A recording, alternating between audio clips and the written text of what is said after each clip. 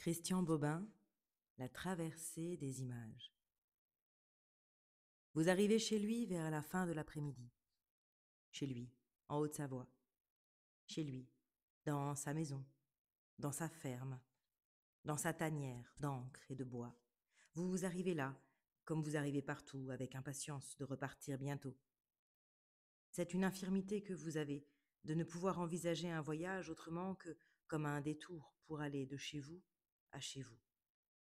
Très vite, où que ce soit, y compris auprès des gens que vous aimez, vous êtes dans la langueur des murs et des fenêtres de votre solitude. C'est le sommeil qui vous manque, cette somnolence qui vous prend des heures entières dans votre appartement à ne rien faire, rien lire, rien écrire, et vous ne pouvez raisonnablement pas aller chez des gens pour y disparaître aussitôt dans un repos des yeux, de la parole, de l'âme.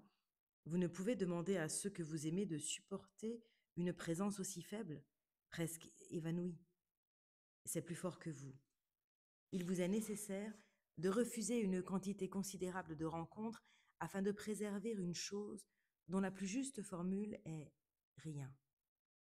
Ne rien faire, ne rien dire, presque rien être. Vous y découvrez le cœur subtil du temps, son cœur battu par le rien du sang dans les veines.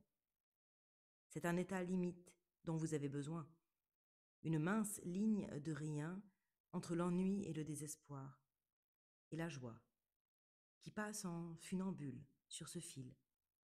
La joie qui se nourrit précisément de rien, par exemple d'un regard sur le ciel d'aujourd'hui, contemplé depuis votre lit d'infirmité active, depuis votre fainéantise d'écriture, une lumière transparente, un bleu sans épaisseur.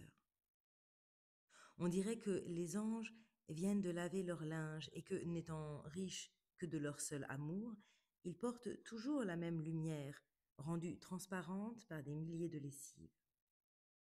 Dans le bleu de cette beauté, vous devinez le soir où elle s'abîmera bientôt, et vous trouvez dans cette vie conjugale du bleu et du noir l'unique leçon de choses qui vous conviennent, la preuve d'une excellence de cette vie où tout nous est donné à chaque instant, le bleu avec le noir, la force avec la blessure.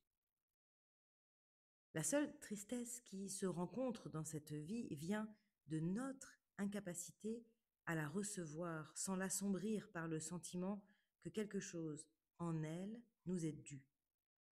Rien ne nous est dû dans cette vie, pas même l'innocence d'un ciel bleu. Le grand art est l'art de remercier pour l'abondance à chaque instant donné. L'écriture est une variante chinoise de ce remerciement, une révérence devant la vie, dans son manteau de rien, doublé d'amour.